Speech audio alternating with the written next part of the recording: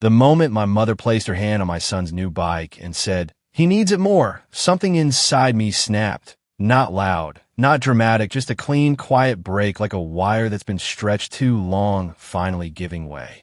I stood there in the driveway, sun beating down on the back of my neck, smelling charcoal smoke and cut grass, watching my 11-year-old Elias freeze. He didn't cry. He didn't yell. He just stopped. The kid who narrates his own life in soft whispers, who hums equations like they're songs, went completely silent. Helmet still buckled, chin strap digging into his skin, eyes locked on the matte black frame he'd spent half a year earning.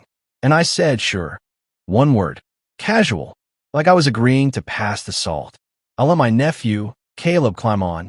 I watched him pedal away laughing, tires humming on warm asphalt, while my mother clapped like she'd just solved world hunger. See? Family shares. Elias looked at me once, quick, searching, then turned and walked inside without a word. The helmet stayed on, like armor he couldn't take off yet. My name is Marcus, 39, numbers guy.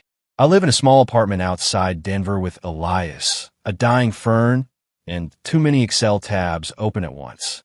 Divorced, but my ex, Sarah, and I still trade dad jokes and coordinate carpools like nothing ever broke between us. My parents' house, the one whose mortgage I pay every month, is 10 minutes away. 5 years ago, Dad's heart gave out again. Retirement checks barely covered the pills. Mom's credit cards were maxed from emergencies, and my sister Lauren's latest crisis had bled them dry. I did the only thing I know how to do. I calculated. I bought the house, put in my name, set up the auto debit. Told myself it was temporary. Told myself family is supposed to carry each other. Temporary became permanent. Mortgage, furnace replacement, dental work, Lauren's rent when she manifested a better job that never came. Hundreds, thousands there. Over $70,000 in 5 years.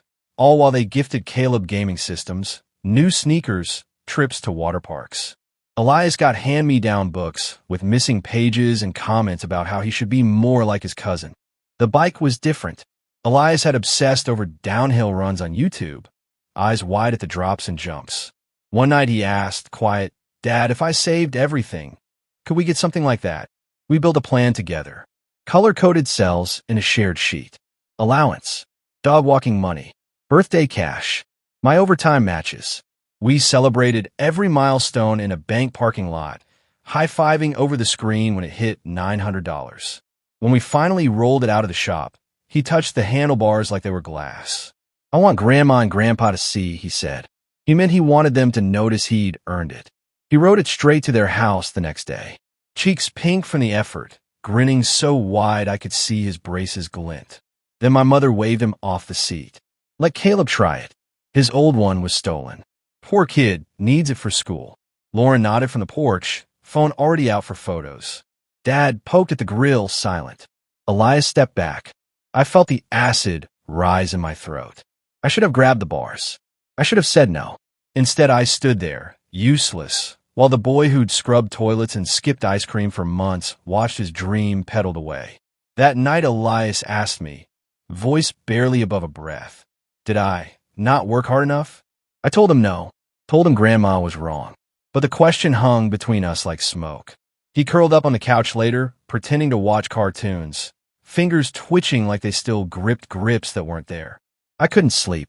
I opened the laptop, pulled up the mortgage account, the deed, my name, only mine.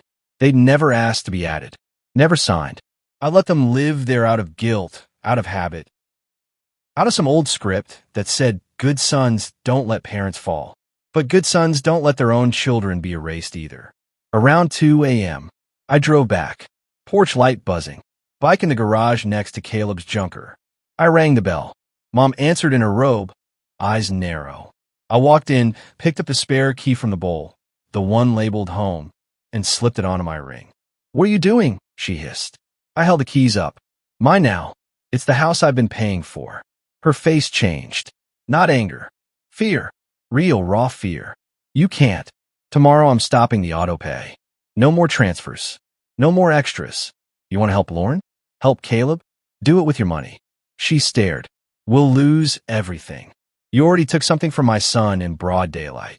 In front of him. You lose the free ride starting now. Dad shuffled in, confused.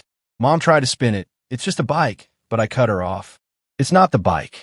It's the message you sent him. And me. We're done being the safety net. I walked out. The next morning, I called the bank for my car. Canceled everything. The rep was polite, cheerful. I wasn't. When the confirmation hit, it didn't feel like victory. It felt like finally breathing after holding my breath for years. Texts flooded in. Voicemails. How could you? This is cruel. Think of your father's heart. I deleted them. Sarah texted back. Tell me everything. I'm with you and Elias. That one I kept. They showed up on my door that night, banging. Elias looked up from his homework. I told him to stay put. Through the peephole I saw them. Mom red-faced, Dad smaller than I'd ever seen him. I didn't open. I just stood there, listening to the knocking fade, feeling the weight lift off my chest one slow breath at a time. Elias is riding a beat-up rental bike now. He doesn't talk about the black one anymore. But last week he asked if we could start saving again for something bigger. I said yes. And this time, no one's taking it away. If someone you loved kept giving pieces of you away to make someone else happy, how long would you let it go on before you finally said enough? What would you do?